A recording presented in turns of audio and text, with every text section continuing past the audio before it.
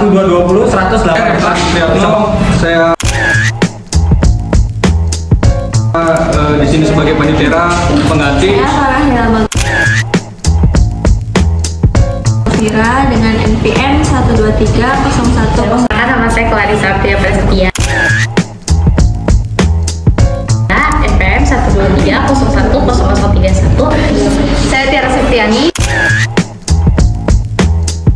dengan NPM 123010073. Saya Dinar Layung Putra, NPM 1230164 sebagai anak korban. Saya Muhammad Wijaya dengan NPM 1230100. Saya Krisna Utama dengan NPM 123011047. Saya berperan sebagai pelaku. Saya Nesti Pariska Dewi, NPM 123011055 berperan sebagai keluarga dari pelaku. Saya Nindi Kamila Putri dengan NPM 123010067. Saya NPM-nya 1230163 sebagai saksi 2 dari korban. Saya Muhammad Ridwan dengan NPM 123010066. Assalamualaikum warahmatullahi wabarakatuh. Pada hari ini tanggal 10 Oktober 2024 kita melaksanakan proses diversi terhadap anak berhadapan dengan hukum atas nama Krisna, usia 14 tahun dalam perkara penganiayaan berat. Proses ini bersifat musyawarah, kekeluargaan, dan tidak untuk mencari siapa yang menang atau siapa yang kalah. Tujuannya untuk mencari penyelesaian terbaik untuk anak, korban, dan masyarakat. Apakah seluruh pihak dari pihak Dek Krisna dan Dek Dinar hadir? Sebelumnya kita akan dengarkan duduk perkaranya bagaimana dari Bu Jaksa ya. Silakan Bu Jaksa. Baik, di sini saya akan membacakan ringkasan perkaranya agar semua pihak ini memahami duduk perkaranya. Jadi di tanggal 28 Agustus 2024 ini sekitar pukul 10.15 waktu Indonesia bagian barat di area parkir SMA 1 Cirebon, anak Krisna menyerang korban yaitu Dinar dengan menggunakan celurit yang dibawa dari rumah. Korban ini mengalami luka yaitu di bagian lengan kiri dan juga punggung dan dirawat selama 8 hari di rumah sakit. Karena anak masih berusia 14 tahun, sesuai ketentuan UU SPPA, kita wajib mengupayakan diversi. Nah, di sini saya jelaskan ya bahwa yang pertama itu anak dan orang tua itu berhak menyampaikan pendapat serta didampingi penasihat hukum. Yang kedua itu korban atau orang tua korban berhak menyampaikan kerugian atau keberatan. Yang ketiga itu musyawarah dilakukan secara bebas tanpa paksaan. Yang terakhir itu semua pembicaraan dalam diversi bersifat rahasia. Apakah dapat dipahami? Saya akan mendengar hasil penelitian dari pihak PK. Bagaimana? Oke, terima kasih. Berdasarkan penelitian kami, anak Krisna berusia 14 tahun masih pelajar. Anak mengalami bullying berulang dari korban. Motif tindakan adalah emosi yang memuncak karena tekanan psikis. Krisna menyesali perbuatannya dan ingin minta maaf. Lingkungan keluarga cukup baik, namun pengawasan orang tua kurang. Anak masih berpotensi dibina agar tidak mengulangi perbuatan. Demikian paparan dari saya. Terima kasih. Baik. Dari pihak Dek Krisna, silakan ada yang ingin disampaikan kepada pihak Dek Dinar. Saya ingin meminta maaf. Saya hilaf. Saya marah karena sering dibully. Saya tidak bermaksud melukai separah itu. Saya sangat menyesal dan ingin meminta maaf kepada korban. Dari pihak orang tua korban, orang tua Krisna. Dari pihak kami juga kami meminta maaf pada korban dan juga orang tua korban atas kelakuan anak kami, yang dimana itu menyebabkan luka parah pada korban, dan juga kami siap bertanggung jawab dan juga siap untuk anak kami dibina.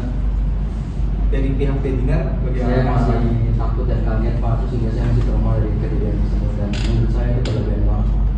untuk orang tua Beginner. Yang mulia, saya sangat menghargai permintaan maaf dari keluarga di Krisna. Akan tetapi luka yang saya alami ini cukup berat. Yang dilakukan oleh Dek Krisna juga perbuatannya cukup di luar batas kami.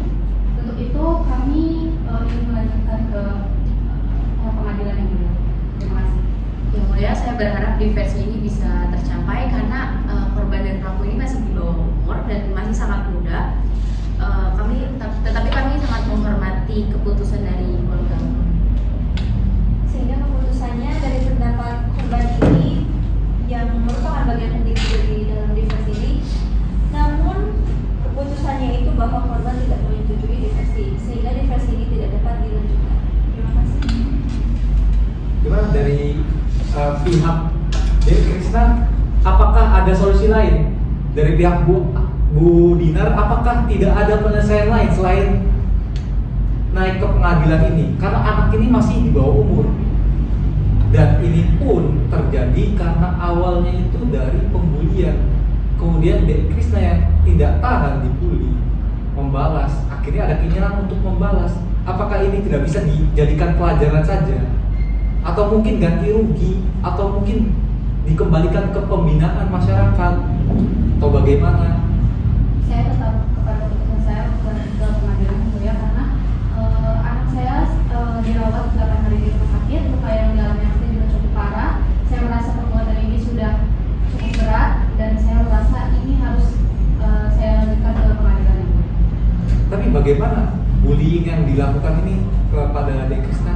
Bagaimana bullyingnya? Saya cuma panggil nama orang tua dia aja Pak, sama nenek itu doang sih, nggak lebih. Bagaimana Dek Krisna? Apakah benar yang disampaikan Dek Dinar? Saya melakukan hal itu karena pihak dinas itu sudah sangat berlebihan.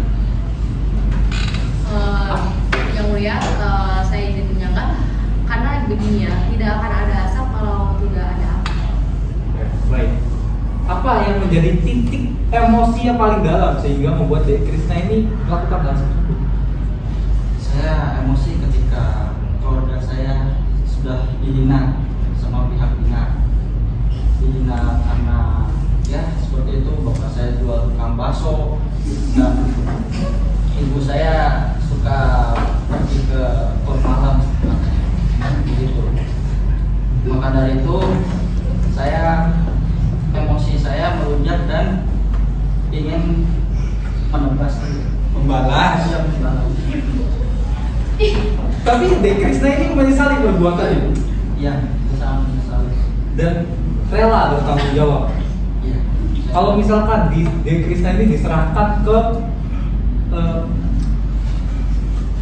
lembaga kemasyarakatan untuk pembina, apakah Dek Krisna ini siap? Saya sangat bersetuju. Apakah orang tua dari Dek Krisna ini mendukung kalau misalkan Krisna ini dibimbing lagi di lembaga kemasyarakatan? Ya, saya setuju atas kalau menjadi masyarakatan. Tapi di satu sisi juga saya pengen dari pihak sebelah juga masukkan ke dalam pembimbingan masyarakat dikarenakan pihak tersebut telah membuli dan itu lumayan cukup parah, apalagi mengganggu psikologis anak saya ke depannya. Jadi kalau bisa diberikan secara adil dua-duanya. Baik. Bagaimana untuk Bu Dina? Saya tidak keberatan jika anak saya harus masuk bimbingan, tetapi saya akan tetap melanjutkan ke pengadilan karena anak saya juga sinisnya kena yang ringan. Bohong tadi. Baik, dari hasil diversi ini menunjukkan bahwa yang pertama itu anak bersedia memperbaiki keadaan. Orang tua juga mendukung pembinaan. Namun korban dan keluarganya menolak segala bentuk upaya diversi. Maka sesuai dengan pasal 10 Undang-Undang SPPA, diversi dinyatakan gagal. Berita acara diversi akan kami buat dan ditandatangani oleh seluruh pihak. Perkara akan dilanjutkan ke proses pengadilan. Dengan ini, proses diversi dinyatakan ditutup. Terima kasih atas kerjasama dan kehadirannya pada semua pihak. Mari kita tutup diversi pada hari ini dengan hamdalah. Kita mulai dengan anak dengan nomor register 044 Pengadilan Negeri Cirebon pada hari ini dinyatakan dibuka dan tertutup untuk umum sesuai dengan pasal 19 ayat 1 Undang-Undang SPPA. Apakah anak hadir? Hadir. Silakan. Kami periksa identitas anak terlebih dahulu ya. Nama Krisna, Benar. usia 14 tahun, Benar. tempat tanggal lahir Cirebon 15 September 2010, Benar. agama Islam, Benar. alamat Kesambi, Kota Cirebon, Benar. pekerjaan pelajar kelas 9 SMP. Benar. Kepada jaksa penuntut umum dan penasihat hukum, apakah diversi sudah diupayakan? Benar yang mulia, sudah dilaksanakan pada 10 Oktober 2024, namun pihak korban dan keluarga menolak diversi tersebut. Kami membenarkan yang mulia. Baik, karena diversi tidak berhasil, sidang dilanjutkan ke pemeriksaan pokok perkara. Silakan untuk jaksa penuntut umum bacakan surat dakwaannya. Surat dakwaan nomor 133 garis miring Litsus Anak garis miring 2024. Yang pertama, bahwa anak Krisna telah melakukan kekerasan yang menyebabkan luka berat terhadap korban Nina.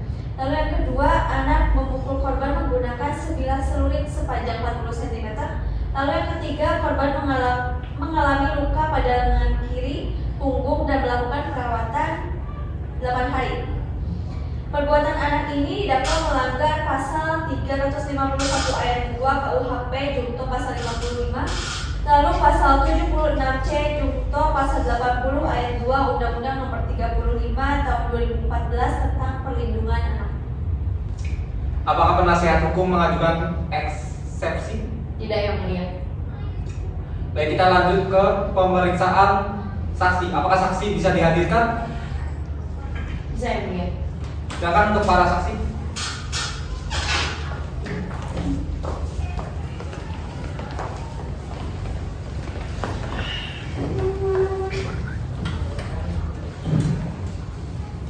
Sebelum kita memulai, kita akan melakukan sumpah terlebih dahulu.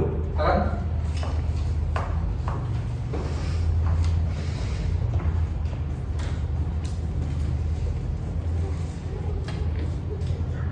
Ikuti saya ya.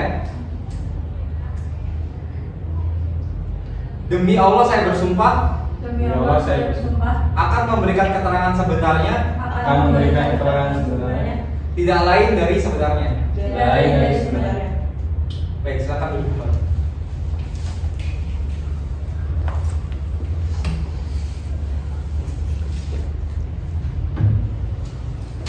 Kita periksa identitasnya dulu untuk saksi pertama. Nama Nindi, Benar? usia 40, alamat Cirebon. Jelaskan apa yang Anda lihat. Kira-kira sekitar pukul 10:15 saya melihat Krisna di sekitaran area parkir sedang membawa celurit dan sedang melakukan kekerasan kepada Nina. Saya meminta siswa lain untuk mundur dan saya memanggil guru lain untuk merelai mereka berdua. Baik, kemudian saksi kedua, nama Sakinah, Benar. usia 14, Benar. alamat Cirebon. Benar. Apa yang kamu lihat? Sebelum kejadian, korban mengejek Krisna di grup WhatsApp, lalu Krisna kesal dan ketika istirahat, Krisna membawa celurit lalu menyerang korban tanpa bicara. Baik, kemudian saksi ketiga, nama Jaya, usia 40, Benar. asal Cirebon. Benar. Bagaimana keterangan Anda? Ya, sebelumnya anak saya yang bernama Krisna itu akhir-akhir ini dia sedang mengalami stres berat, terus juga dia terkadang mengadu kepada saya. Itu katanya dia dibully di sekolahan. Baik, terima kasih untuk para saksi atas keterangannya. Silakan kembali lagi ke tempat.